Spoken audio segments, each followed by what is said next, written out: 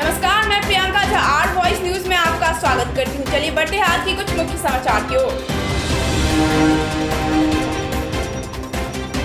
मध्य प्रदेश के खरगोन में हिंसा के बाद आज कर्फ्यू का 7वां दिन है। पूरे देश में आज खरगोन की चर्चा इसलिए हो रही है क्योंकि 10 अप्रैल रामनवमी के दिन भीषण हिंसा हुई। वहीं अब मीडिया के हाथ वो FIR लगी है जो हिंसा भड़कने के ठीक बाद दर्ज हुई थी। जानकारी के मुताबिक पहले दिन 2 FIR दर्ज कर 21 आरोपियों पर मामला दर्ज किया गया था।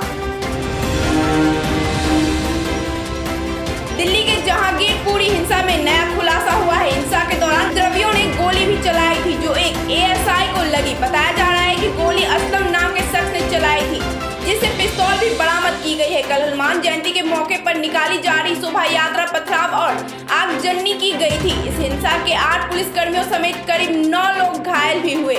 हिंसा के आरोप में असलम समेत अब तक 14 की गिरफ्तारी हो चुकी है।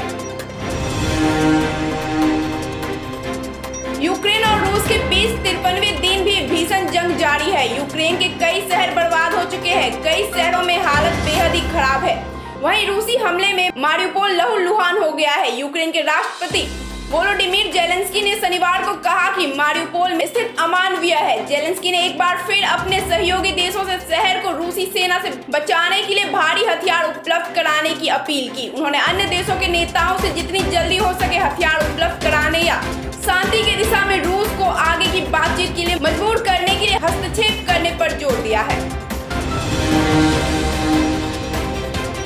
सच साबित हुए टेल्सा पर लगाए गए निवेशकों के आरोप। कोर्ट ने माना एलन मस्क का ट्वीट था झूठा और भ्रम। एलन मस्क अक्सर सुर्खियों में रहते हैं। पिछले कुछ दिनों ट्विटर के कारण वह लगातार चर्चा में है। हालांकि इस बार वह खबरों में ट्विटर डील को लेकर नहीं बल्कि 2018 में किए गए एक ट्वीट को लेकर है।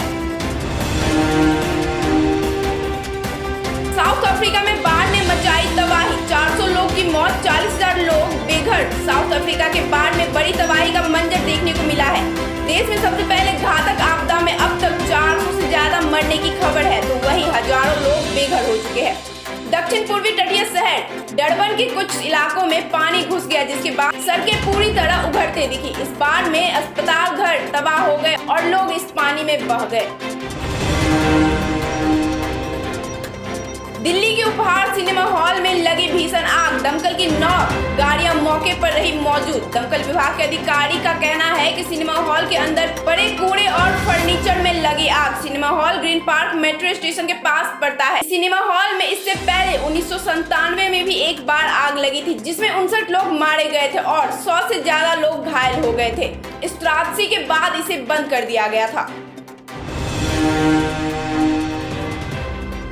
देश में सांप्रदायिक तनाव दिन पर दिन बढ़ते दिख रहा है। बीते दिनों जहां रामनवमी के मौके पर जुलूस और शोभा यात्रा पर पथराव, आगजनी जैसी घटनाएं सामने आई तो वहीं कल हनुमान जयंती के मौके पर 2 समुदायों के लोग आमने सामने आ गए जिससे माहौल दंगे में बदल गया।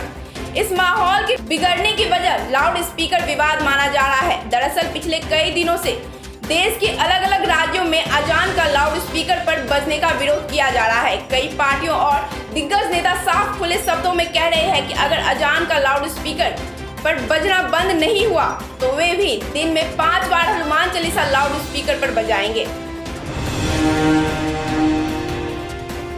16 अप्रैल को पूरे देश में हनुमान जयंती मनाई गई। हालांकि इस जयंती पर देश के अलग अलग प्रदेशों में हिंसा की कई घटनाएं भी देखने को मिली है।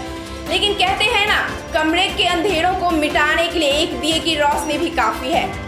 दरअसल देश के अलग अलग हिस्सों से आ रही हिंसा के बीच भोपाल के एक खूबसूरत तस्वीर सामने आई है जो कि देश की एकता, अखंडता और भाईचारे की मजबूती को दिखाती है। तस्वीर में देखा जा सकता है कि हनुमान जयंती पर शहर के बीच निकाले गए जुलूस में मुस्लिम समुदाय के लोग भी शामिल हुए हैं और इस पर्व को मना रहे हैं। इन तस्वीरों को देखते हुए यह कहना गलत नहीं होगा कि भारत में मनाए जाने वाले किसी भी पर्व, चाहे वह ईद हो या दिवाली, विविधता में एकता का एक अनूठा संगम देखने को मिल ही जाती है।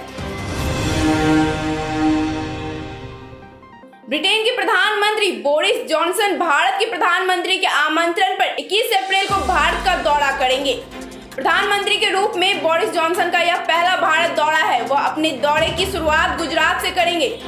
यहाँ बोरिस जॉनसन निवेश और व्यापारिक संबंधों पर कई उद्योगपतियों से भी मीटिंग करेंगे। इसके बाद ब्रिटेन के प्रधानमंत्री अगले दिन यानी 22 अप्रैल को पीएम नरेंद्र मोदी से मुलाकात करेंगे। ब्रिटिश प्रधानमंत्री की इस यात्रा को यूके की नई इंडो पैसिफिक नीति से भी जोड़ा जा रहा है। हम आपको बता दें कि ब्रिटेन में बसे भारतीय ब्रिटिश नागरिकों में से आधे से ज्यादा गुजराती मूल के हैं, लिहाजा डायस्पोरा कनेक्शन के तौर पर भी इसे अहम माना जा रहा है।